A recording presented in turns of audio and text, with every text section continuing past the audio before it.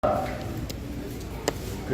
Allah le Très-Haut a légiféré cette zakat pour que ça sert de l'égalité entre les riches et les pauvres, et aussi que ça sert aussi de purification et du propriétaire de cet argent et de l'argent elle-même. Nous avons dit le premier hadith de ce sujet, de ce chapitre, qui a été rapporté par Abdullah ibn Abbas, radiallahu anhuma, qui dit, le prophète sallallahu alayhi wa sallam, le jour où il avait voulu envoyer Muaz ibn Jabal vers Yémen, et le prophète sallallahu alayhi wa sallam lui a dit, je t'envoie vers un peuple qui ont le livre, qui font partie des gens du livre. Si, quand tu vas arriver, que ça soit la première des choses que tu vas les appeler vers, an yashhadu an la ilaha illallah, qui témoigne qu'il n'y a point de divinité digne d'être adoré si ce n'est qu'Allah. Et de témoigner aussi que le prophète Mohammed sallallahu alayhi wa sallam est le messager de Dieu. Et le prophète sallallahu alayhi wa sallam lui a dit, s'ils t'obéissent sur ça, va au deuxième point, qui est فَأَخْبِرْهُمْ أَنَّ اللَّهَ قَدْ فَرَضَ عَلَيْهِمْ خَمْسُ صَلَوَاتٍ فِي كُلِّ يَوْمٍ وَلَيْلَةٍ. Informe-les que Allah subhanahu wa ta'ala a légiféré,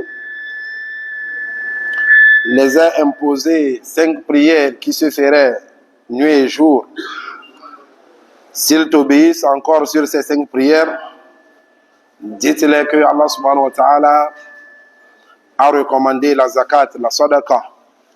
Cette sadaqa qu'on va prendre des riches parmi eux pour remettre ça aux pauvres qui vivent parmi eux.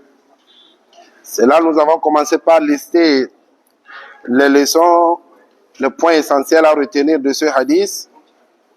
Et nous étions arrivés là-haut au troisième point qui nous disait ta'allum wa ta'alim husn ad-da'wa ila Allah ta'ala. L'importance d'apprendre et aussi d'enseigner husn ad-da'wa, la meilleure façon d'appeler vers Allah subhanahu wa ta'ala. Toi le prédicateur, toi l'enseignant, tu dois apprendre les bonnes manières, les bonnes voies, les bonnes méthodes par lesquelles tu peux toutefois passer pour atteindre l'objectif, qui est d'appeler les gens à adorer Allah le Très-Haut. Donc c'est très très important. Dans le Saint-Coran, Allah subhanahu wa ta'ala a fait allusion à ça quand il a envoyé Moussa alayhi salam et son frère Haroun vers Pharaon. Et Allah les a dit, فَقُولَا لَهُ قَوْلًا لَيِّنًا. Arrivez, adressez-vous à lui avec tendresse. Avec tendresse, parce que en espérant qu'il puisse réfléchir, en espérant qu'il puisse accepter cette da'wa que vous allez l'appeler sur ça. لِتَكُونَ الدَّعْوَةُ بِالْحِكْمَةِ, pour que la da'wa soit avec la sagesse. C'est très important. Quand la da'wa est faite avec sagesse, on espère avoir de bons résultats. Mais quand la da'wa se fait sans méthode, sans veiller sur ces méthodes-là, ces moyens par lesquels on va transmettre, c'est là on verra que cette da'wa va échouer. Donc, quatrième point, nous allons continuer en disant ad-da'watu ila Allah takunu bil aham fal aham. L'appel aussi vers Allah subhanahu wa ta'ala, c'est au plus important vers le moins important. Le plus important Comme il a dit au cinquième point, Anna ahammu shay huwa tawhid. Ahammu shay huwa tawhid.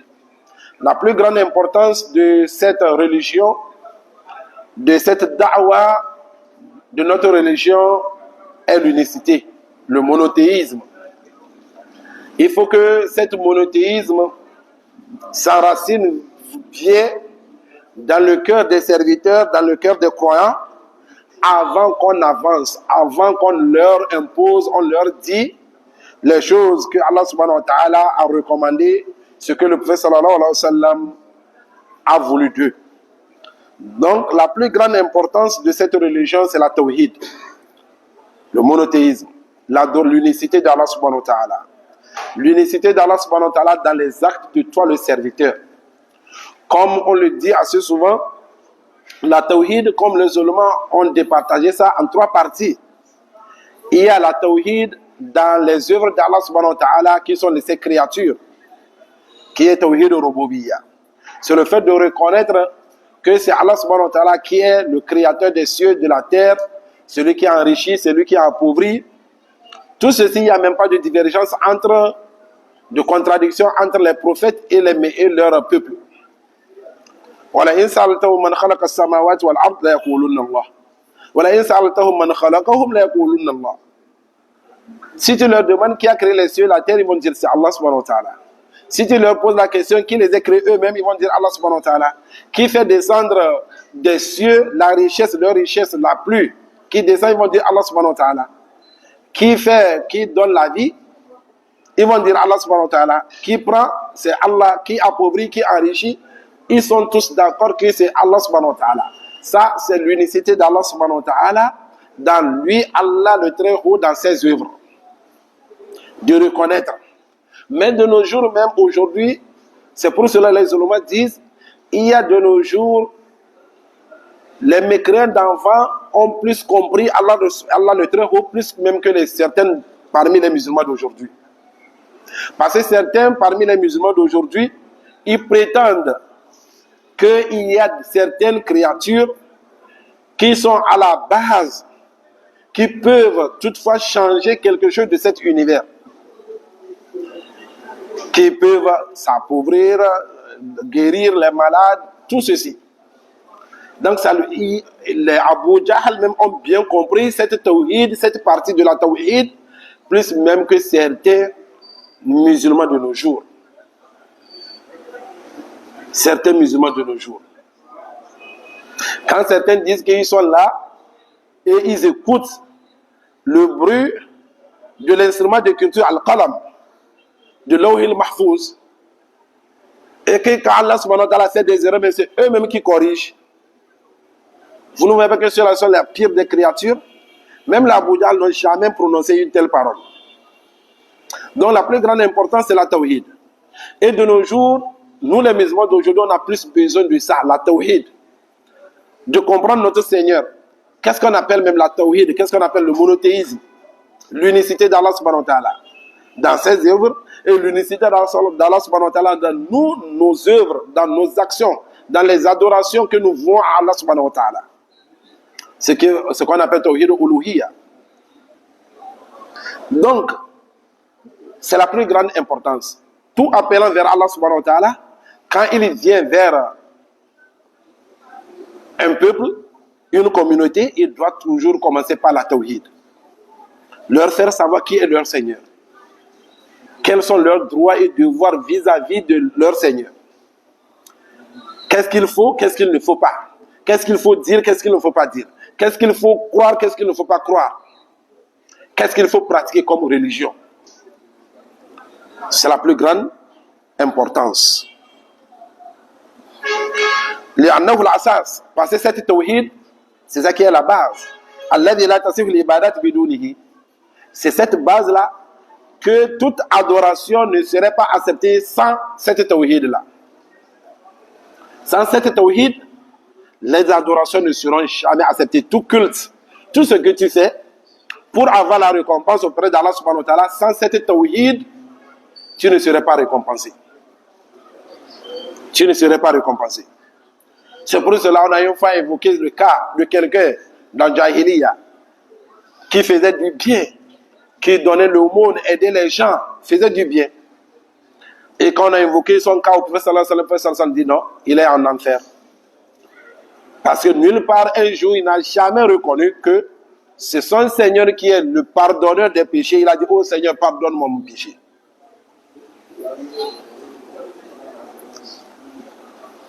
Donc, tout celui-là que son tawhid n'est pas bon, n'est pas en place, n'est pas bien, lui, qu'il sache que toutes ses œuvres ne seront jamais acceptées, il ne sera jamais récompensé sur ses actes.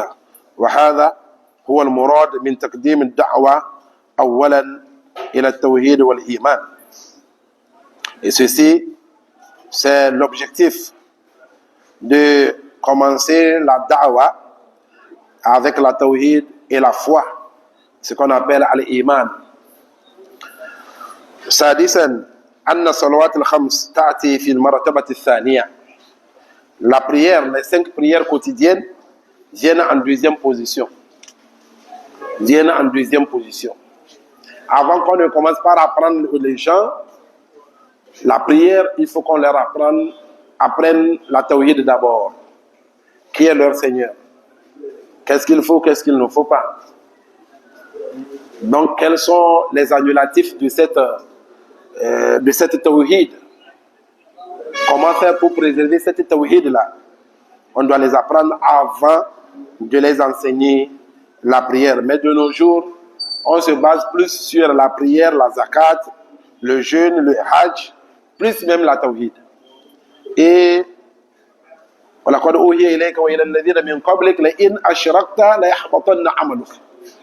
prophète sallallahu alayhi wa sallam, Allah lui a dit, certes nous t'avons révélé et nous avons aussi révélé aux messagers qui t'ont devancé, si l'un parmi vous s'hasarde à attribuer des égaux, à commettre du shirk, qu'il sache que toutes ses œuvres seront vaines, seront tous annulées. Donc le shirk, qui est le contraire de la tawhid, du monothéisme, ça annule les œuvres. La personne peut tout œuvrer, il peut tout faire.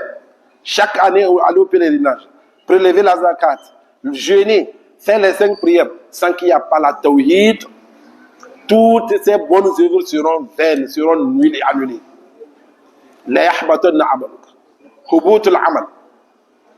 C'est le shirk qui annule les œuvres. Et ça fait rentrer la personne aussi en enfer. Et ça le fait demeurer éternellement dans l'enfer. C'est les conséquences néfastes du shirk, ça. Donc, quand tu connais la tawhid, il faut connaître aussi le shirk pour ne pas tomber là-dedans. Donc, les 5 prières viennent en deuxième position, en deuxième pilier de cette religion. Parce que les 5 prières, c'est le pilier de cette religion. C'est le pilier de cette religion. C'est la différence entre nous et les non-musulmans. Tout celui-là qui la délaisse aussi n'est pas musulman. Tout celui-là qui nie l'obligation de cette prière en étant conscient, celui-là aussi, il devient mécréant. Les 5 prières, tout le monde le sait. Ces 5 prières, il y a ces mérites. Quand nous les hommes, d'autres musulmans même disent que c'est une obligation sur nous de venir faire les 5 prières en groupe dans la mosquée. Et cette récompense, tu dépasses celui-là qui a fait sa prière chez lui à la maison, ou bien dans sa boutique de 25, ou dans d'autres expressions de 27. De 27. Et à chaque fois que tu fais bien ton ablution, tu quittes de chez toi, tu viens à la mosquée, chaque pas que tu auras enlevé, tu es récompensé et tes péchés aussi sont effacés. Et on te élève aussi tes degrés au paradis. Tous ces mérites, le prophète sallallahu alayhi wa sallam dans d'autres hadiths aussi dit, les 5 prières sont comme une rivière qui se trouve à la devanture d'un parmi vous. Où il se douche, il se baigne là-dedans 5 fois par jour. Est-ce que celui-là, tu trouveras des saletés sur lui? Celui-là qui se douche 5 fois par jour, c'est aussi comme ça les 5 prières. Comparé à celui-là qui a une piscine ou bien une rivière devant lui. Donc ces prières-là sont très très très importantes et c'est la première des choses que le serviteur serait questionné là-dessus le jour de la résurrection. Si les 5 prières sont bien en place, sont acceptées, qu'il sache que les autres œuvres seront acceptées par Allah subhanahu wa ta'ala. Mais si les 5 prières ne sont pas bien faites, les autres œuvres, on ne va même pas perdre le temps à regarder les autres œuvres.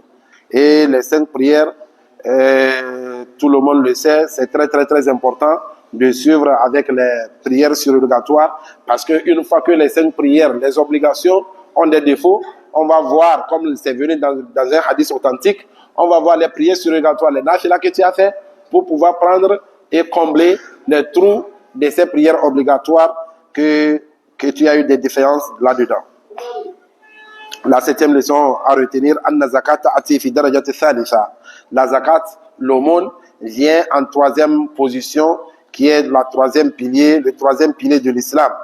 Walam yadhkur an-nabi sallallahu alayhi wa sallam min al-arkan illa thalatha. Le prophète sallallahu alayhi wa sallam, dans ce hadith, il n'a invoqué seulement que 3 piliers. 3 piliers qui est tout d'abord shahadatu an la ilaha illallah wa anna muhammadan rasulullah. C'est le premier des piliers. Deuxième pilier, c'est la prière. Troisième des piliers, c'est la zakat. Il a laissé les 2 autres piliers qui sont le jeûne et le hajj. Et ici, les ulémas, tout le monde a essayé d'amener pourquoi le prophète sallallahu alayhi wa sallam n'avait pas évoqué le cas de ces 2 piliers restants, qui sont le hajj, le jeûne et le hajj. Malgré que ceci, le hajj ou bien le jeûne était déjà légiféré en ce moment déjà. Était déjà légiféré en ce moment. Ainsi que le hajj aussi. Pourquoi le prophète sallallahu alayhi wa sallam n'a pas évoqué le cas de ces 2 piliers-là? C'est là les ulémas ont beaucoup parlé de ça, mais ça fait partie des raisons que les ulémas ont dit, et que les 3, surtout les 2 derniers, qui sont la prière et la zakat, ce sont 2 piliers. Tant que c'est obligatoire sur toi, il n'y a rien qui peut te dire, ou bien il n'y a aucune situation qui peut t'enlever cette obligation-là. Au moment où tu es tous tes sens avec toi, ton esprit, tu es bien portant. Même si tu es malade, tant que tu es conscient, la prière coûte que coûte, tu dois la faire. Sauf si tu es évanoui, tu as perdu conscience. Mais tant que tu es conscient, même en étant malade, couché, même si tu ne peux pas parler, mais si on te parle, tu écoutes, tu entends, tu peux faire des gestes, même avec les yeux, obligatoirement tu dois prier. Il n'y a rien, il n'y a aucune situation, sauf si tu as perdu connaissance. Ça, c'est concernant la prière, ça.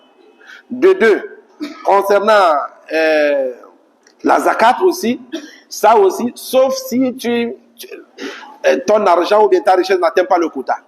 Mais dès que ça atteint le quota, même si la personne est fou, est devenue fou, obligatoirement doit prélever la zakat dans son argent.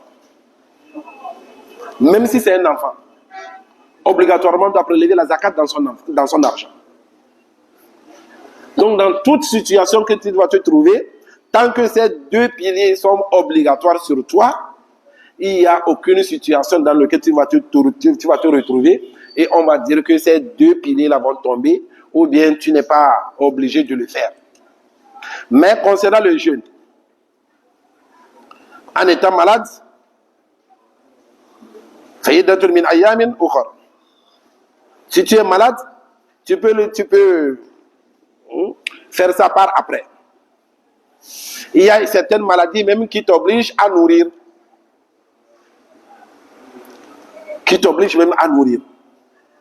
Et aussi, si tu es voyageur, tu n'es pas obligé de jeûner.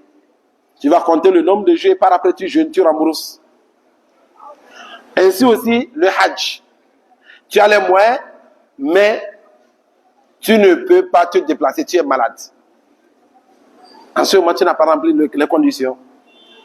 C'est pour cela, il a seulement dit, c'est pour ça, le prophète sallallahu alayhi wa sallam n'a pas évoqué ces deux piliers qui sont le jeûne et le hajj. Malgré que d'autres seulement ont rapporté, ont dit beaucoup de choses, mais parmi leurs raisons, c'est ça qui est plus solide, parmi les raisons qu'ils ont données.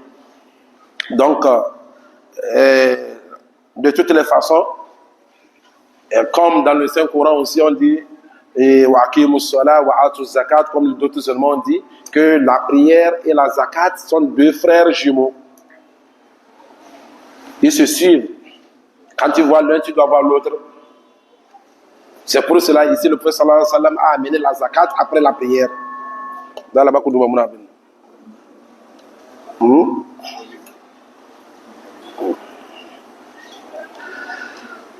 ثامنا, la 8e leçon à retenir, أنه لا ينتقل من الدعوة إلى أخرى حتى يطاع في الأولى. Et dit, tu ne vas pas sauter l'étape dans la da'wa. Tu ne vas pas sauter la première étape, aller en deuxième étape sans qu'on t'obéisse sur la première. Tu viens trouver des gens qui ne sont pas des musulmans. Et tu les appelles à unifier Allah subhanahu wa ta'ala à être monothéistes dans leurs adorations, et ils ont refusé. Ils ne t'ont pas encore répondu, ils ne t'ont pas encore obéi. Est-ce que tu vas laisser ça et puis les appeler à prier? Ceux-là qui ne sont pas encore convertis, ceux-là qui n'ont pas accepté d'adorer Allah seul, ils n'ont pas témoigné qu'il est seul digne d'être adoré, point d'associer. Ils n'ont pas encore témoigné que le prophète Mohammed sallallahu alayhi wa sallam est le messager d'Allah. Et tu vas sauter, aller leur dire de prier? Non. Donc on ne saute pas les étapes. Tu vas commencer par la première, comme on l'avait dit, la plus grande importance, c'est la tawhid. Tu les appelles vers la tawhid. S'ils t'obéissent, c'est par là tu vas aller en deuxième étape en leur disant de faire les 5 prières quotidiennes. La 9e leçon à retenir, Anna zakat muwasat. La zakat, c'est une sorte d'aide, une sorte d'égalité que Allah subhanahu wa ta'ala a légiféré entre ces deux groupes catégories de personnes qui sont les pauvres et les riches. Parce qu'on prend cette aumône-là des riches et on remet ça aux pauvres. La 10e leçon à retenir, c'est pas autorisé à celui-là qui est parti pour la collecte des zakats. Celui-là qu'on a désigné pour aller collecter la zakat, il n'est pas permis de prendre les plus costauds, les plus bons de la richesse de celui-là qui va prélever la zakat. On avait dit cela la semaine passée. Si on vient au niveau de la zakat des chameaux, la zakat des moutons, des bœufs, il ne faut pas aller prendre le plus costaud. Dire que non, tes zakat, ton aumône, c'est de ceci, de cela. Non. Dieu même a désigné, on viendra voir au niveau des chameaux. Si tu as 5 chameaux, combien tu vas donner? Tu as 10, combien tu vas donner? 15, ainsi de suite jusqu'à aller. Et au niveau aussi des moutons, tu dois avoir combien de moutons avant de commencer par prélever la zakat. Tu dois avoir combien de bœufs avant de commencer par prélever la zakat. Et la charia même a désigné les catégories des choses que tu vas prélever, des zakats de ces bétails-là. Donc, celui-là qui est parti pour la collecte des zakats n'est pas permis de prendre, de choisir lui-même les plus costauds, les plus bons de la richesse de celui-là qui va prélever la zakat. Il va prendre le juste milieu. Sauf si le propriétaire même dit, il n'y a pas de souci, prends ceci, prends cela. Si le propriétaire lui-même désigne,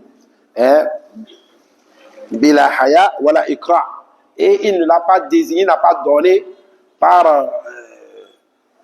parce que il a eu honte qu'on lui dise que voilà ce qu'il a donné, c'est misérable, bien quelque chose comme ça, et puis il a eu honte et il a pris les plus costauds pour donner. Non. Et aussi, il n'est pas contraint, il n'a pas été contraint de le faire, de donner les plus costauds. Il a donné de son propre gré. S'il a donné de son propre gré, il n'y a pas de souci. Mais s'il est contraint, en ce moment, ce n'est pas bon. Si aussi il a donné aussi par honte, qu'on ne dise des choses sur lui, ça aussi, ce n'est pas bon. Donc, celui-là qui est parti pour la... Il doit faire en sorte qu'il prenne ce qui est ce milieu de celui-là qui est prélevé sa zakat.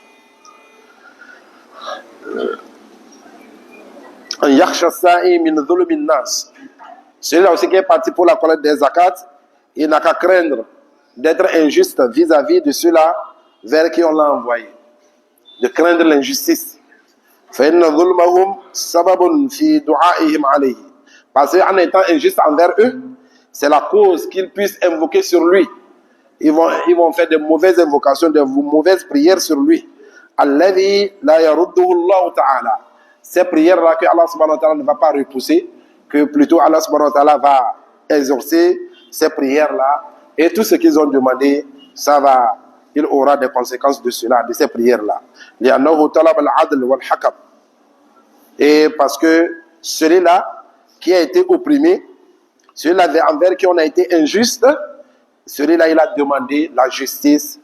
Et il a demandé la justice à Allah subhanahu wa ta'ala. Wallahu a'adalul adilin. Or Allah est le plus juste des juges. Wa ahkamul hakimin. Et il est le plus sage des sages. Fil hadith. Wa fil hadith, dalilun ala fadahati dhulm. Dans ce hadith, nous allons aussi retenir l'énormité de l'injustice. C'est pas bon. L'injustice n'est pas bon. Craignons l'injustice. Et parce que l'injustice, celui-là qui a été opprimé, quand il va invoquer, quand il va faire des prières sur toi, il n'y en aura pas d'intermédiaire. Allah ne va pas repousser ses prières, plutôt il va exaucer ces prières-là pour lui. مشروعية بعث الإمام السعات لجمع الزكاة. Et de ce hadith aussi, nous allons comprendre que l'imam peut toutefois envoyer les gens pour aller collecter les zakat. Mais ici, on n'a pas ce genre d'organisation. Dans des pays ou bien dans des pays islamiques où l'islam est bien développé, où les musulmans sont bien organisés, il y a ceux-là qu'on désigne pour aller collecter, aller faire même les calculs avec les riches, ceux-là qui ont de la richesse, faire des calculs avec eux pour collecter la zakat, pour prélever la zakat. Donc, de ces hadiths aussi, le prophète sallallahu alayhi wa sallam lui a envoyé en étant un prédicateur, en étant un juge, en étant aussi au même moment celui-là qui va collecter leur zakat. Et quand tu vas donner, quand tu vas prélever ta zakat, toi tu es quitte vis-à-vis de ton Seigneur. Tu n'es plus blâmé. Et la 13e leçon à retenir, dans ce hadith, nous avons remarqué que le prophète sallallahu alayhi wa sallam a dit فإنهم أطاعوك لذلك فأخبرهم أن الله افترض عليهم 5 صلوات في يوم وليلة. S'ils t'ont obéi à témoigner qu'il n'y a point de divinité digne d'être adorée sinon qu'Allah, ils ont témoigné aussi que le prophète Mohammed sallallahu alayhi wa sallam est ce messager. Il faut leur avertir que Allah a recommandé 5 prières quotidiennes sur eux. Donc ces 5 prières que le prophète sallallahu alayhi wa sallam a mentionnées dans ce hadith, ça prouve que le witr n'est pas une obligation. Le witr que nous faisons après la prière d'Isha, ce n'est pas une obligation. Mais comme les ulama le disent, c'est sunnah mu'akkad. C'est une sunnah qui est très forte, que le prophète sallallahu alayhi wa sallam n'a jamais délaissée, ni en étant en voyage. Donc, mais malgré cela, ce n'est pas une obligation. Ça n'atteint pas le degré des 5 prières quotidiennes. C'est ce qu'il faut comprendre.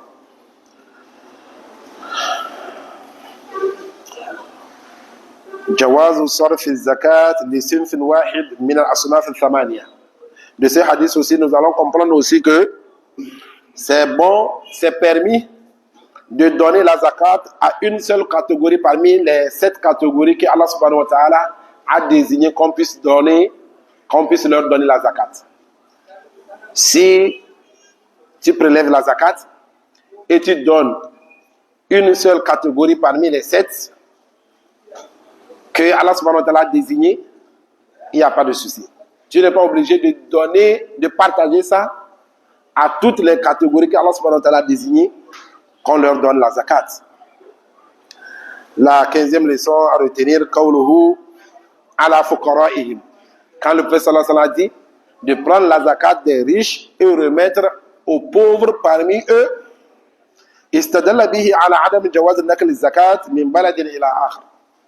Les musulmans ont pris cette partie de ces hadiths pour argumenter leurs paroles en disant que ce n'est pas permis de faire déplacer la zakat.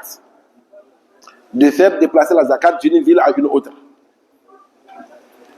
De nos jours, on va dire d'un pays à un autre. Tu vis au Togo, de prendre la zakat envoyée au Niger, ou bien envoyer ça au Burkina, ou bien envoyer ça au Bénin. Donc les musulmans s'appuient sur cette partie de ce hadith pour dire que ce n'est pas permis de faire déplacer la zakat. Mais la parole la plus authentique, que c'est autorisé, c'est permis de déplacer la zakat. La siyama ma'al maslaha, surtout s'il y a un bienfait, il y a une bonne excuse, une bonne cause, il n'y a pas de souci de faire déplacer la zakat.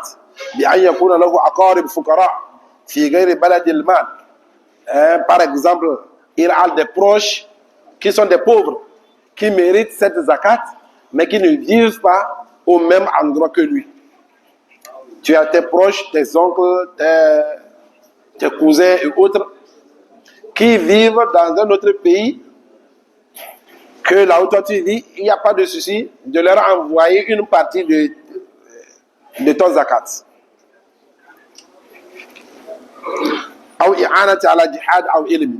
Ou bien tu envoies la zakat pour aider à un djihad, à une guerre sainte, ou bien pour aider quelqu'un à la recherche de la connaissance. À la recherche de la connaissance.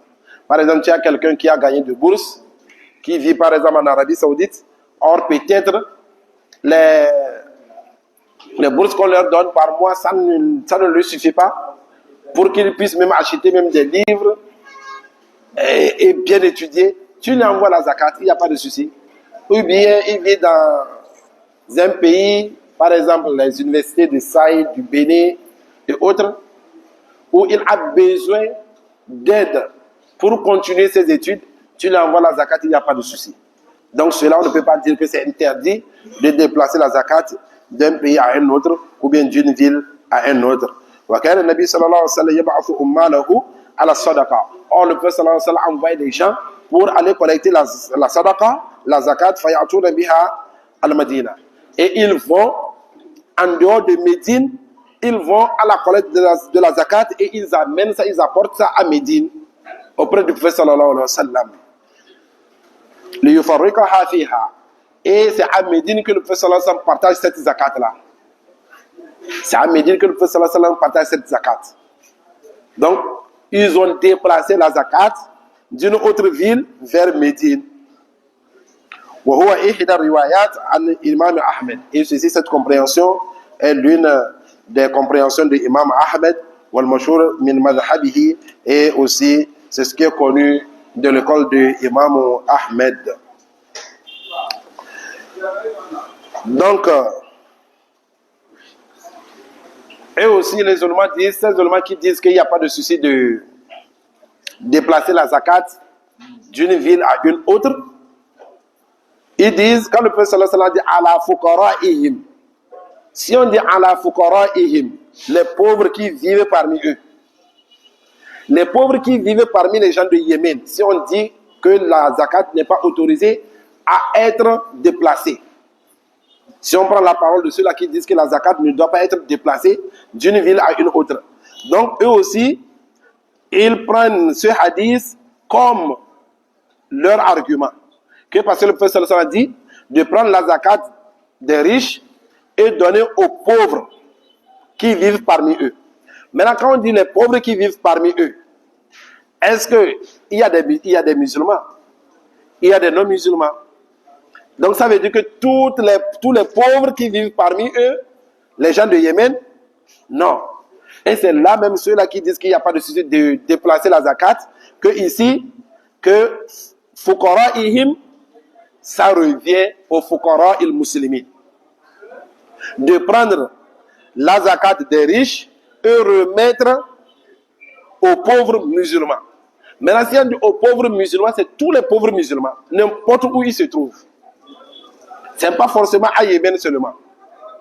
Donc, si tu prélèves la zakat, si tu as un proche, tu peux toutefois l'envoyer parce que تُؤْخَذْ مِنْ أَغْنِيَائِهِمْ فَتُرَدُّ عَلَى فُقَرَائِهِمْ مِنْ أَغْنِيَاءِ الْمُسْلِمِينَ فَتُرَدُّ عَلى فُقَرَاءِ الْمُسْلِمِينَ. On prend la zakat des riches parmi les musulmans et on remet ça aux pauvres parmi les musulmans. Donc ceci, ça prouve toujours, ça confirme toujours la parole de cette partie des oulémas qui disent qu'il n'y a pas de souci de faire déplacer la zakat si tu as une bonne cause de la déplacer, qu'il n'y a pas de souci là-dessus. Nous sommes arrivés à la fin de ce premier hadith de ce chapitre et nous vous rappelons des mérites de ces 10 premiers jours de Zulhijjah. Ces 10 premiers jours du mois de Zulhijjah que nous avons commencé aujourd'hui. Aujourd'hui, c'est le premier. Et demain serait le 2. C'est-à-dire nous sommes dans la nuit du 2. La nuit du 2 de Zulhijjah. Le prophète sallallahu alayhi wa sallam a montré l'importance de ces jours, ces 10 premiers jours, dans un hadith authentique rapporté par l'imam Muslim. Le prophète sallallahu alayhi wa sallam qui a pas une bonne œuvre, une bonne action que Allah le Très-Haut aime le plus que l'œuvre que tu dois faire dans ces 10 premiers jours. L'œuvre dans ces 10 premiers jours est plus récompensée et aimable à Allah subhanahu wa ta'ala plus que tu le fasses dans d'autres jours en dehors de ces 10 premiers jours. Et les ulama disent, comme c'est venu dans ces hadiths-là, et Allah même dit wal fajr wa layalin al-ashr. Et ils disent, ce sont les meilleurs jours de l'année. Mais si c'est les meilleures nuits de l'année, ce sont les 10 dernières nuits du mois de Ramadan. Ici, on parle de la journée. Les meilleures journées de l'année, c'est ces 10 premiers jours du mois de Zulhijjah. Les meilleures nuits aussi, c'est les 10 dernières nuits parmi lesquelles se trouve Laylatul Qadr du mois de Ramadan. Donc, multiplions des bonnes actions, des bonnes œuvres. Toute bonne œuvre, si on dit c'est une bonne œuvre, c'est une adoration, fais-le. Fais-le. Tu peux lire le Coran, faire les zikr, faire l'aumône, visiter les proches, tisser les liens de parenté, toute bonne œuvre. Mais, il y a des erreurs qui surviennent. D'autres pensent que ce qu'on nous a recommandé de faire dans ces 10 premiers jours, c'est le jeûne. Quand tu penses que c'est ça la sunna, ce que la sunna a mené de jeûner les 10 premiers jours, bien les 9 premiers jours, ça, tu as fait l'erreur. Oui, si tu veux jeûner, il n'y a pas de souci, c'est une bonne action. Ça fait partie des meilleures des adorations. Il n'y a pas de souci. Mais prendre que c'est ça qu'on a légiféré, on a recommandé de faire dans ces 10 premiers jours, de commencer du 1er jusqu'au 9e, non. Mais tu peux toutefois le faire. Si toi-même tu as choisi que c'est cette adoration, je veux faire, il n'y a pas de souci. Mais penser que c'est ça qui est la sunna, c'est ça qui est venu dans les hadiths, non. J'espère qu'on comprend. Il ne faut pas comprendre que moi j'ai dit qu'il ne faut pas jeûner, qu'il n'y a pas de jeûne. Non, je n'aime pas dire ça. Il ne faut pas qu'on comprenne les choses mal. Il ne faut pas comprendre que c'est ça que la sunna a apporté. Il ne faut pas comprendre que c'est ça que le prophète nous a recommandé de faire dans ces 10 premiers jours. On nous a plus excité même de faire les zikrs. Allahu Akbar, Allahu Akbar, Allahu Akbar. La ilaha illallah, Allahu Akbar, wa lillahi alhamd. Et le jour de la journée de Arafat, on nous a légiféré de jeûner. À tous ceux-là qui veulent le jeûner, dis ça. Tu vas jeûner. Il y a ses récompenses aussi. Et aussi, le prophète sallallahu alayhi wa sallam dit, la meilleure des invocations que moi j'ai dit et les messagers qui m'ont précédé dans la journée de Arafat, c'est la ilaha illallah, wahdahu la sharika lah, lahul mulk wa lahul hamdu wa huwa ala kulli shay'in qadir. Donc, toute bonne œuvre, toute bonne action dans ces 10 premiers jours, tout ce que tu peux faire, fais-le. Ceux-là qui veulent jeûner n'ont qu'à jeûner. Ceux qui vont lire le Coran n'ont qu'à lire le Coran beaucoup. Ceux-là qui vont faire les zikrs n'ont qu'à faire beaucoup de zikrs. Faire l'aumône, ils n'ont qu'à faire l'aumône. Les prières de Nafila, il y a toute bonne œuvre. C'est plus récompensé et aimable par Allah subhanahu wa ta'ala plus que les œuvres dans d'autres jours en dehors de ces 10 premiers jours. Et aussi, le 10e jour, il y a le sacrifice à faire. Le sacrifice, si tu as les moyens, tu dois le faire. Tu as les moyens, il ne faut pas être avare. Tu as les moyens, va acheter un gros mouton qui a des cornes, un gros mouton, un grand bélier. Il ne faut pas être avare. C'est une adoration. Et Allah dit,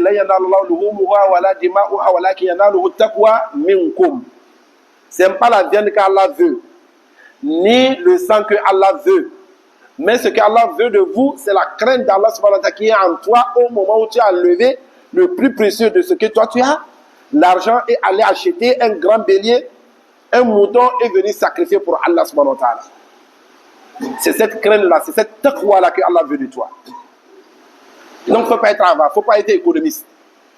Il ne faut pas être économiste. Et puis, il ne faut pas qu'on achète, toi tu viens décourager la personne. Combien tu as acheté? 200 000. Oh, c'est trop cher. Il ne faut pas être ce genre de personne-là. Il ne faut pas décourager la personne. Même si c'est pour 500 000 elle est partie acheter, souhaite-le à l'ikhlas, la sincérité. Ayons la sincérité. Dans cette œuvre-là, ayons la sincérité. Il ne faut pas aller acheter toi aussi pour qu'on dise que non, tu veux que tout le monde sache pour combien tu as acheté. Tu l'as fait pour Dieu, que ça reste entre toi et ton Seigneur. Donc multiplions les bonnes œuvres dans ces jours-là. Faisons beaucoup de istighfar, demandons pardon beaucoup à nos péchés et prions beaucoup. Prions beaucoup. Faisons beaucoup de prières, faisons beaucoup de addu'a. On en a besoin. Que Allah subhanahu wa ta'ala accepte, que Allah subhanahu wa ta'ala nous fasse miséricorde, que Allah subhanahu wa ta'ala nous pardonne nos péchés et nous donne les moyens de démoler, qui nous donne le moyen de faire ce sacrifice-là le 10e jour. Subhanakallahumma bihamdika ashhadu an la ilaha illa anta astaghfiruka wa atubu ilayk. Assalamu alaikum wa rahmatullah.